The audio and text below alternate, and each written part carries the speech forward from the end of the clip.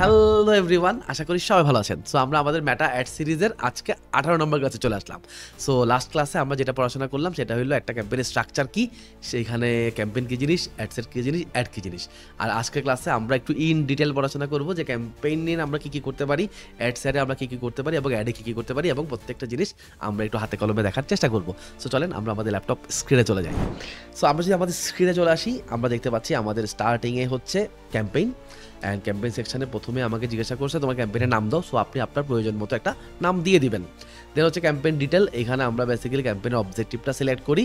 So আপনি কি অবজেক্টিভে campaign করতে চাচ্ছেন সেটা আপনি সিলেক্ট করবেন। আমি আপাতত এনগেজমেন্ট অবজেক্টিভ সিলেক্ট করে রাখছি।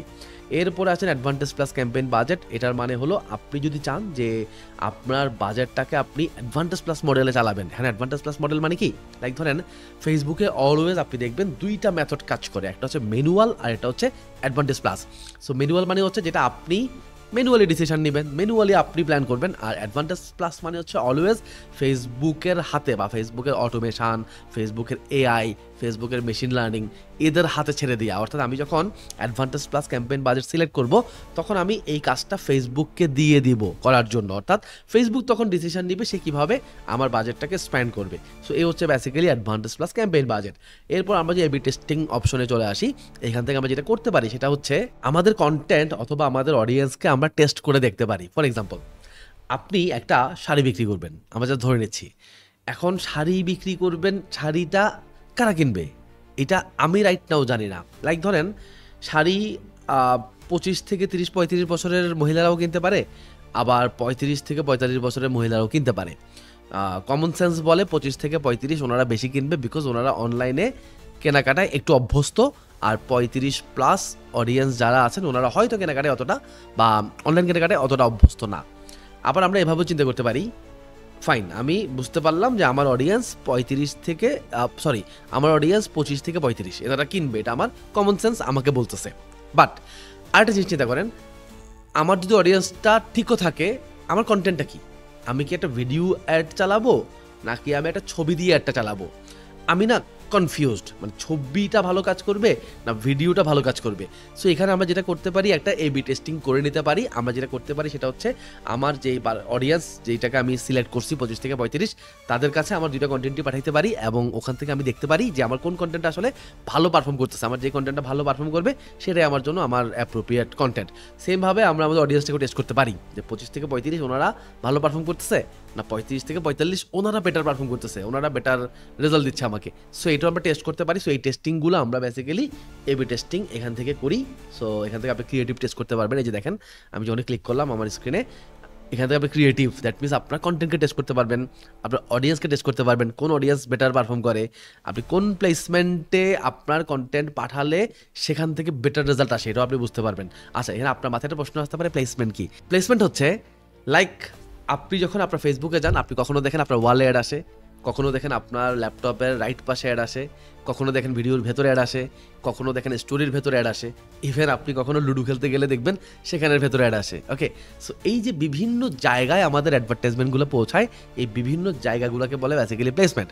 এখন এখানে প্লেসমেন্ট টেস্টিং মানে কি? প্লেসমেন্ট টেস্টিং মানে হচ্ছে লাইক কোন প্লেসমেন্টে পাঠালে ওখান থেকে বেটার রেজাল্ট আসে। আপনার অডিয়েন্স কি ওয়াল থেকে কিনে, নাকি ল্যাপটপের রাইট পাশ থেকে কেনে, নাকি স্টোরির ভেতর থেকে কেনে, কোত্থেকে তারা আসলে অর্ডারগুলো করে। সো এগুলো আমরা এখান থেকে বেসিক্যালি কী করতে পারি, প্লেসমেন্ট অপশনটার মাধ্যমে বা এবি টেস্টিং অপশনটার ভেতরে প্লেসমেন্ট সিলেক্ট করেও আমরা প্লেসমেন্টকে নিয়েও টেস্টিং করতে পারি। ওকে, এরপর কাস্টমটা একটু হচ্ছে, কাস্টম মানে হলো কি, অলওয়েজ আপনি আপনার মতো করে কিছু একটা করবেন। সো আপনি যদি আপনার মতো করে কোনো কিছু টেস্টিং করতে চান তখন আমরা কাস্টম ব্যবহার করি। এরপর আমরা চলে যাচ্ছি অ্যাডসেট সেকশানে। অ্যাডসেট সেকশানে গিয়ে এখানেও সেম, প্রথমেই দেখতে পাবেন আপনাকে অ্যাডসেটের নাম দিতে হবে একটা। সো আপনি সুন্দর মতো একটা নাম দিয়ে দিবেন। নামটা এমন হওয়া উচিত যেন পরবর্তীতে আপনি বুঝতে পারেন যে এই অ্যাডসেটটা আসলে কোনটা। আমি এটা একটু ক্যাম্পেইনের জন্য বলি যে ক্যাম্পেইনের নামটা আসলে এমন হওয়া উচিত যেন আপনি পরবর্তীতে ওই নামটা দেখে মনে করতে পারেন এটা হচ্ছে 5 বছর আগে চালানো আমার সেই ক্যাম্পেইনটা। সো নামটাকে আপনি একটু ওইভাবে রেফারেন্স অনুসারে দিবেন। আমি একটা এক্সাম্পল দিই। ফর এক্সাম্পল, আমি একটা অ্যাড চালাবো, লাইক ধরেন এখানে আমরা যদি একটু দেখেন যে আমি একটা অ্যাডসেটের নাম দিচ্ছি। লাইক ধরেন আমি অ্যাডসেটটা বানিয়েছি, আমি আমার নাম দিলাম আরেকে, অ্যাডসেটটা বানাইছি ফর এক্সাম্পল আমার ক্লায়েন্টের জন্য। আমার ক্লায়েন্টের নাম ধরে নেন সব বিডি, ধরে নেন আমি সব বিডি দিলাম।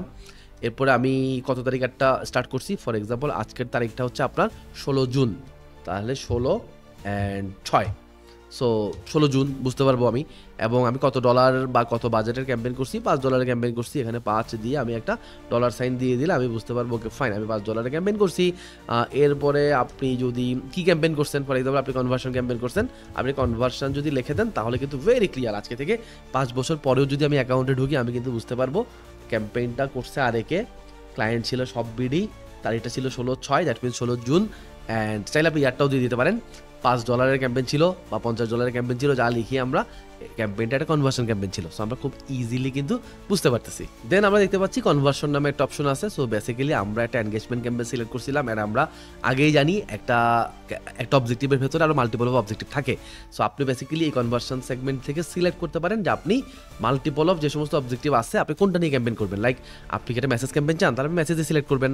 আপনি যদি অন ইউর অ্যাড মানে হচ্ছে বেসিক্যালি আপনার অ্যাডে মানুষ, আপনার অ্যাড মানে কি আপনার কন্টেন্ট, এটা ভিডিও কন্টেন্ট হইতে পারে, ছবি হইতে পারে, আপনার কন্টেন্টে মানুষ এনগেজ হোক বা আপনার ভিডিও দেখুক এমন যদি চান আপনি অন ইউর অ্যাড সিলেক্ট করতে পারেন। কল, আপনি যে আমরা অবজেক্টিভ সেকশনে বলছি একটা কল অ্যাডও আছে, আপনি কল অ্যাড চাইলে এখান থেকে কল অ্যাডটা সিলেক্ট করতে পারেন। যদি আপনি চান আপনার ওয়েবসাইটে এনগেজমেন্ট আসুক, মানে ট্রাফিক আপনার ওয়েবসাইটে যাক, আপনি ওয়েবসাইট সিলেক্ট করতে পারেন। আপনি অ্যাপে ট্রাফিক পাঠাতে চাইলে অ্যাপ সিলেক্ট করতে পারেন। আর আপনি যদি চান আপনার আচ্ছা এইটা একটু ইম্পর্টেন্ট। সো আমরা অনেক সময় হয় কি একটা নতুন পেজ খোলার পরে আমরা অনেকেই একটা পেজ লাইক অ্যাড চালাতে চাই, যে আমরা চাই আমাদের পেজে প্রচুর লাইক চলে আসুক। সো আপনি যদি কখনো পেজ লাইক অ্যাড চালাতে চান তাহলে আপনি এই সিম্পল ফেসবুক পেজ অপশনটা সিলেক্ট করে দেবেন, তাহলে আপনার পেজ লাইক অ্যাড স্টার্ট হয়ে যাবে। এরপর আসে ফেসবুক পেজ, এখান থেকে আমরা বেসিক্যালি ডিসিশন নেই যে আমরা কোন পেজের জন্য, রাইট ধরুন আমার এখানে আউট অফ দ্য বক্স নামে একটা পেজ সিলেক্ট করা আছে। সো আপনি যদি এই পেজের জন্য অ্যাড রান করেন তাহলে এটাই সিলেক্ট করবেন, আর যদি অন্য কোনো পেজের জন্য অ্যাড রান করতে চান আপনি এখান থেকে আপনার ওই পেজটা সিলেক্ট করে দিবেন, সিম্পল। এরপরে হচ্ছে পারফরমেন্স গোল, এটা আপনি অলওয়েজ যা আছে এভাবে রেখে দিবেন, ডিফল্ট রেখে দিবেন, এখানে বেশি কিছু আপনার হাত দেওয়ার দরকার নাই। বিট কন্ট্রোল ব্যাপারটা আপনি এখন বুঝবেন না, এটা একটু অ্যাডভান্স জিনিস, আমরা পরে আলোচনা করবো এটা নিয়ে। আর বাজেটে এসে বেসিক্যালি 2 ধরনের বাজেট হয়, একটা ডেইলি বাজেট, একটা লাইফ টাইম বাজেট। আপনি যদি ডেইলি বাজেট দিতে চান যে আমার প্রত্যেক দিন অ্যাকাউন্ট থেকে $10 করে খরচ করুক, তাহলে আপনি এখানে সিম্পলি $10 দিয়ে দিবেন। তো এই হলো ডেইলি বাজেট। আর আপনি যদি মনে করেন না আমি লাইফ টাইমের জন্য দিব, লাইফ টাইম মানে হচ্ছে একটা period of time, for example আমি এখানে লাইফ টাইম সিলেক্ট করলাম আর এখানে ডেট সিলেক্ট করলাম, দেখেন জুন 16 থেকে আমি দিচ্ছি জুন 24, ওকে জুন 16 থেকে জুন 24। সো এই 7-8 দিনের জন্য আমি অ্যাড চালাবো। 7-8 দিন আমি কত খরচ করতে চাই, ডেইলি $10 করে, 7 দিনে $70 বা 8 দিনে $80। সেখানে আমি একসাথে $80 বাজেট দিয়ে দিলাম। সো এই হলো বেসিক্যালি লাইফ টাইম বাজেট। এরপর আমরা যদি চলে আসি অডিয়েন্স কন্ট্রোলে, এই সেগমেন্টে এসে আমরা বেসিক্যালি ডিসিশন নেই যে আমরা কী ধরনের অডিয়েন্সের কাছে আমাদের একটা পাঠাবো। সো আমি এটার পরে একটা ডেডিকেটেড ক্লাস এটা নিয়ে তৈরি করে দিব যেন আপনি একটু এই জিনিসটা ভালো মতো বুঝতে পারেন। সো এটা আমরা আপাতত স্কিপ করতেছি। আর অ্যাডভান্টেজ প্লাস অডিয়েন্স এটারই পার্ট, আমরা এটা নিয়ে একসাথে একটু পরে আলোচনা করব। আর প্লেসমেন্ট নিয়ে আমি আপনাকে শুরুতেই বলছিলাম যে প্লেসমেন্ট মানে হলো কি ফেসবুকের কোন কোন জায়গায় আপনি আপনার দেখাইতে চান, সো এটা হলো বেসিক্যালি প্লেসমেন্ট। প্লেসমেন্টকে আপনি 2 ভাবে ভাগ করতে পারেন। আমরা একটু আগেই বলছি যে ফেসবুকের অলওয়েজ 2টা অপশন থাকে, একটা ম্যানুয়াল, একটা অ্যাডভান্টেজ প্লাস। সো এখানে দেখেন by default advantage plus select করা আছে। যদি আপনি চান যে ফেসবুক নিজে ডিসিশন নেক যে আপনার অ্যাডগুলো সে কোথায় কোথায় প্লেস করবে, তাহলে আপনি অ্যাডভান্টেজ প্লাস প্লেসমেন্ট রেখে দিতে পারেন, এটা ফেসবুক নিজ দায়িত্বে প্লেস করবে।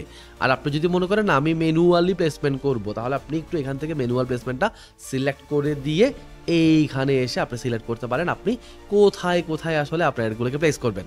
আপনি ফেসবুকে প্লেস করবেন, ইনস্টাগ্রামে প্লেস করবেন, অডিয়েন্স নেটওয়ার্কে প্লেস করবেন, মেসেঞ্জারে প্লেস করবেন, নাকি থ্রেডস হচ্ছে ফেসবুকের একটা নতুন প্ল্যাটফর্ম, যেটা প্রবাবলি 1-1.5 বছর আগে ফেসবুক এই প্ল্যাটফর্মটা আনছিল, থ্রেডস।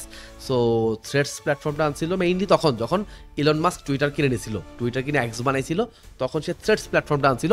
বাট থ্রেডস প্ল্যাটফর্মটা আসলে অতটা ফেমাস হইতে পারে নাই। আমি নিজেও থ্রেডসে অ্যাকাউন্ট ক্রিয়েট করছি, বাট আমি খুব একটা আসলে থ্রেডসে যাই না। সো এটা হচ্ছে আপনি যদি চান যে থ্রেডসে অ্যাড পাবলিশ করবেন তাও আপনি করতে পারবেন। সো এইগুলো হচ্ছে বেসিক্যালি আপনি কোথায় কোথায় করতে চান।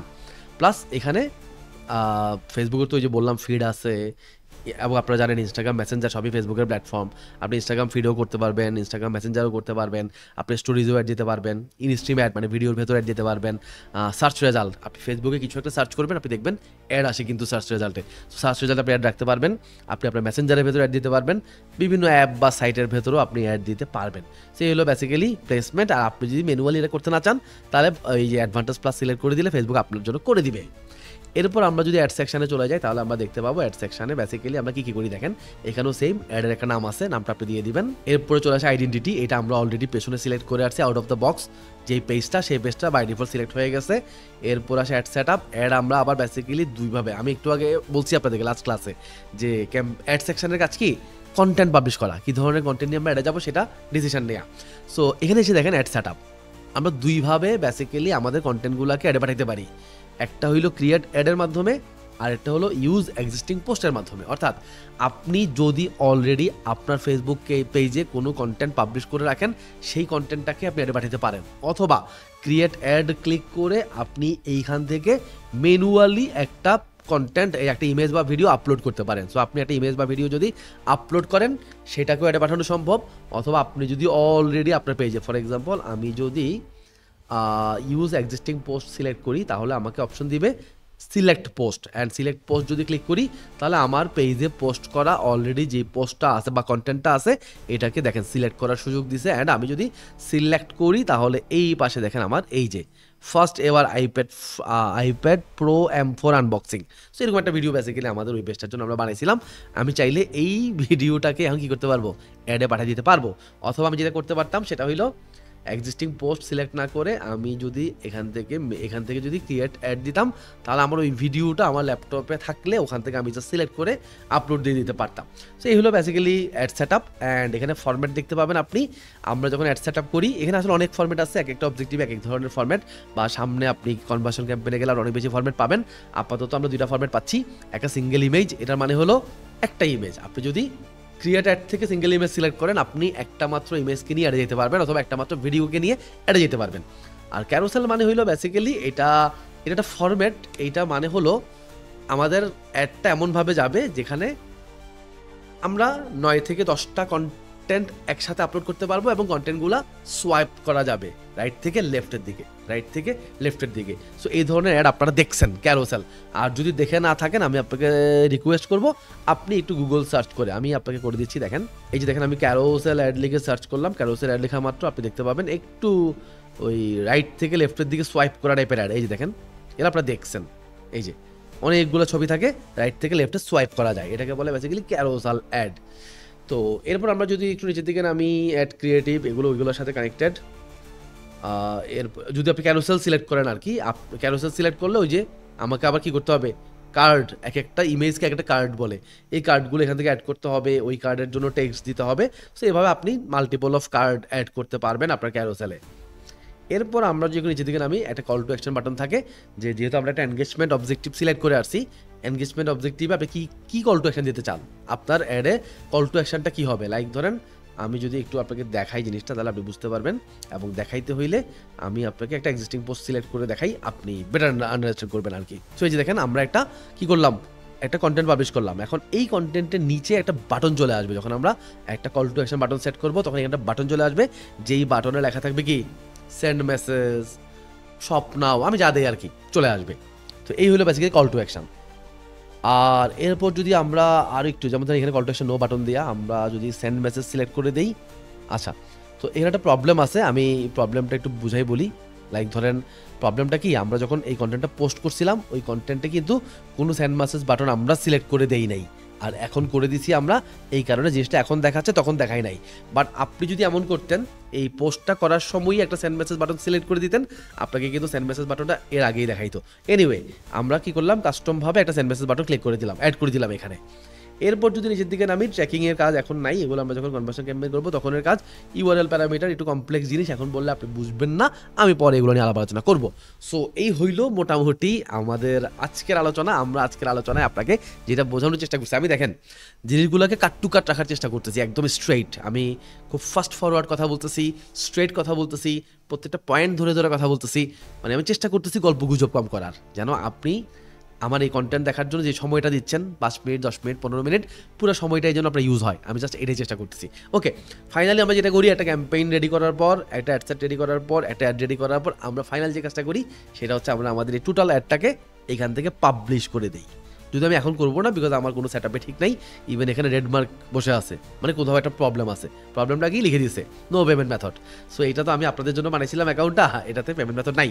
ওকে, এনিওয়ে আমরা পরে অ্যাড করে নেবো পেমেন্ট মেথড। সো এই ছিল বেসিক্যালি আমাদের আজকে ক্লাস। আই হোপ আপনি ক্লাসটা খুব এনজয় করছেন। অ্যান্ড আপনি চাইলে একটা হোমওয়ার্ক নিতে পারেন।